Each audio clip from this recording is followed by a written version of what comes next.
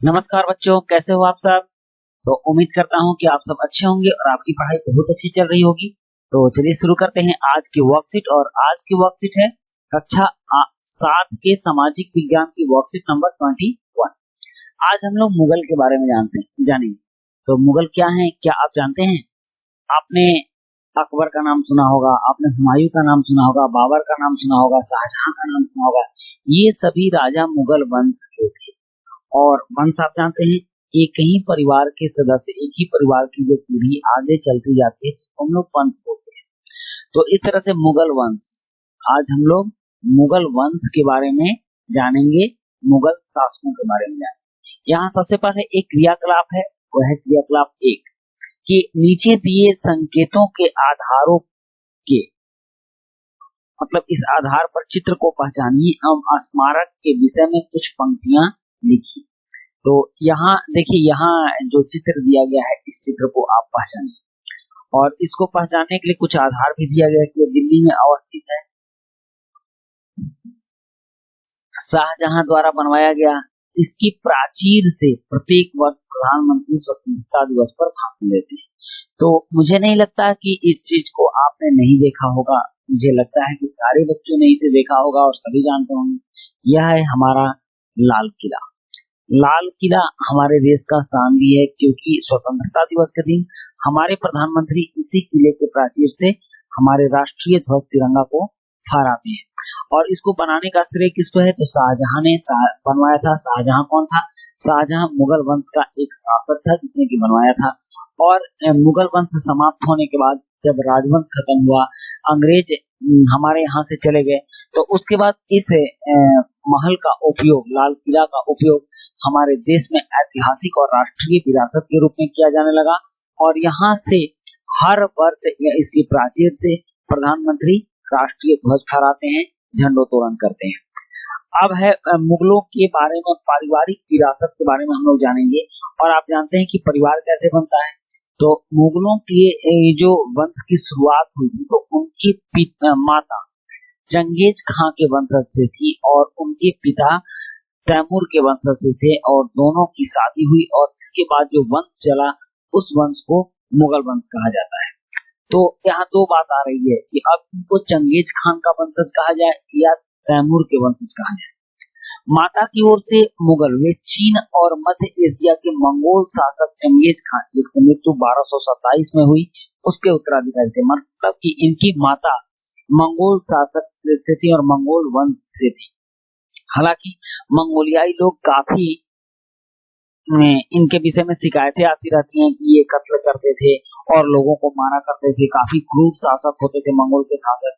और इसलिए ये लोग मुगल अपने आप को मंगोल कहलाना या मुगल कहलाना पसंद नहीं करते थे। जबकि पिता की ओर से ये ईरान, इराक और वर्तमान तुर्की के शासक तैमूर, जिनकी मृत्यु 1404 में हुई थी, के वंशज थे। और तैमूर को इनके क्षेत्र में बहुत ही महान शासक माना जाता है, क्योंकि इन्होंने भी बहुत सारे युद्धों को जीता था।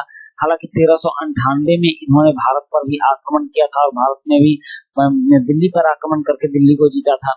तो इस तरह से ये लोग तैमूर के वंशज कहलाना बहुत ज्यादा पसंद करते हैं और एक कातिल, एक कत्लेआम करने वाले मंगोल के वंशज कहलाना पसंद नहीं करते। मुगल अपने को मुगल या मंगोल कहलवाना पसंद नहीं करते, क्योंकि चंगेज खान से जुड़ी स्मृतियां सैकड़ों व्यक्तियों के नरसंहार से संबंधित थी। क्योंकि चंगेज खान मंगोल शासक था और वह बहुत लोगों का कत्ल किया था और उसको लोग घृणा की दृष्टि से देखते थे। यही कारण है कि मुगल कभी भी अपने आप को चंगेज खान का वंशज नहीं मानते थे, वे अपने आप को तैमूर के वंशज मानते थे। यही स्मृतियां मुगलों के प्रतियोगियों उज्बेकों से भी संबंधित थी। और मुगल के एक प्रतियोगी शासक थे उस समय उज्बेक, वो लोग भी ऐसा ही करते थे और वो मंगोल राजवंश को पसंद नहीं करते थे और उनके उत्तराधिकारी कहलाना पसंद नहीं करते थे। मुगल तैमूर के वंशज होने पर गर्व का अनुभव करते थे, ज्यादा इसलिए क्योंकि उनके इन महान पूर्वजों ने 1398 में दिल्ली पर कब्जा कर लिया था। इसलिए हर बात में वो इसका जिक्र करते थे और तैमूर का वंशज कहलाना पसंद करते थे कि हमारे खानदान में तैमूर जैसे शासक हुए, हम उनके वंशज हैं। अब यहाँ पर कुछ प्रमुख मुगल शासक के सीक्वेंस दिए गए हैं कि कौन मुगल शासक कब हुए और उनका समय क्या हुआ। तो हाँ, आप जानते हैं कि 1526 ईस्वी में बाबर ने आक्रमण किया था भारत पर और यहाँ पर उसने मुगल राजवंश की स्थापना की। तो मुगल राजवंश के पहले शासक हुए बाबर, और बाबर के बाद उनके पुत्र हुए हुमायूं, मुगल राजवंश के दूसरे शासक हुए। हुमायूं के पुत्र फिर अकबर तीसरे शासक हुए, और अकबर के बाद जहांगीर चौथे शासक हुए, और शाहजहां पांचवें शासक हुए, और औरंगजेब छठे शासक हुए। मुगल वंश में यह 6 शासक बहुत ही सक्रिय थे और बहुत ही प्रतापी भी थे। इन्होंने मुगल वंश को बुलंदियों तक पहुंचाया और काफी ऊंचाइयों तक मुगल वंश को लेकर ये गए। बाबर के शासन की बात की जाए तो 1526 से 1630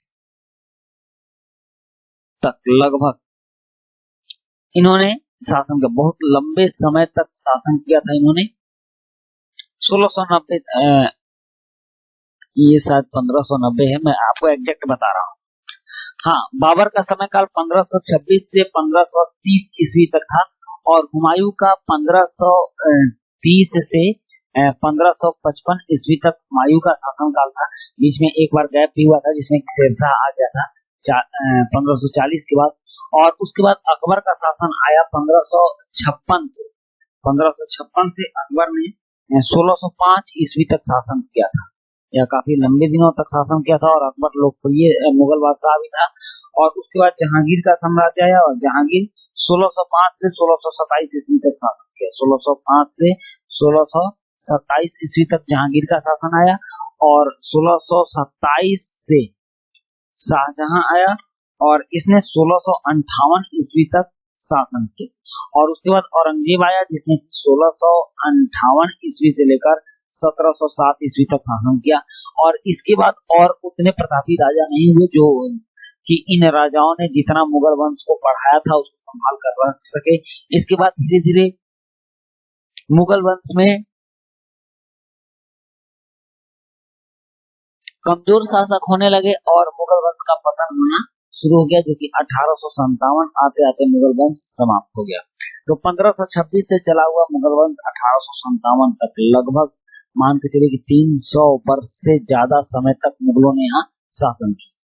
अब एक क्रियाकलाप है, क्रियाकलाप को यहाँ क्रियाकलाप है कि अध्यापक या परिवारजनों की सहायता से उपरोक्त चित्रों की पहचान कीजिए और इन स्मारकों के संदर्भ में अन्य जानकारी प्राप्त करके लिखिए। तो आप इसके बारे में नेट से जानकारी ले लीजिएगा, मैं इनका नाम बता देता हूँ। यह है हुमायूं का मकबरा, इसको बोलते हैं हुमायूं का मकबरा। मकबरा उसको बोलते हैं जहां ये लोग अपने राजाओं के या फिर अपने लोगों के शव को दफन करते थे, और उसके ऊपर अगर कोई टॉम बनाते थे, कोई भवन निर्माण करते थे, तो उसको मकबरा बोलते हैं। और उसके बाद यह है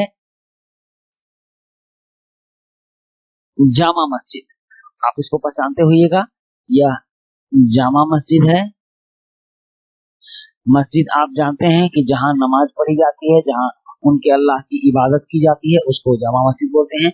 और इस चित्र को लगभग सारे लोग पहचानते होंगे। यह है ताजमहल, यह कहाँ है? यह आगरा में है। यह ताजमहल है, यह आगरा में है।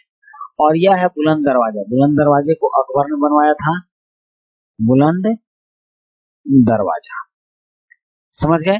तो इस तरह से इन सारे चित्रों के नाम लिखिए। अब यहाँ प्रश्न है कि निम्नलिखित प्रश्नों के उत्तर दीजिए कि मुगल स्वयं को मंगोलों की अपेक्षा तैमूर के वंशज कहलवाना क्यों पसंद करते हैं?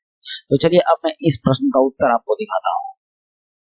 आप यहाँ से लिखिएगा कि मुगल अपने को, उस प्रश्न का आंसर होगा कि मुगल अपने को, मुगल या मंगोल, आंसर यहाँ से लिखिएगा, कहलवाना पसंद नहीं करते थे क्योंकि चंगेज खान से जुड़ी स्मृतियां सैकड़ों व्यक्तियों के नरसंहार से संबंधित थी। जबकि यहाँ लिखिएगा जबकि, अब इस पोर्शन को छोड़ दीजिएगा, इसको मत लिखिएगा, ये मत लिखिएगा। जबकि मुगल तैमूर के वंशज होने पर गर्व का अनुभव करते थे, ज्यादा इसलिए क्योंकि उनके इन महान पूर्वजों ने 1398 में दिल्ली पर कब्जा कर लिया था। तो आप यहाँ से शुरू करेंगे, इस बीच में इतने भाग को आप नहीं लिखेंगे और यहाँ तक लिखेंगे, इस प्रश्न का बहुत सटीक आंसर हो जाएगा। तो बच्चों यह थी आपकी आज की वर्कशीट, और आज की वर्कशीट काफी जानकारी भरी थी और मुझे लगता है कि आपको जानकारी मिल भी गई होगी। तो मिलते हैं इसी तरह से नेक्स्ट वर्कशीट में। Thank you.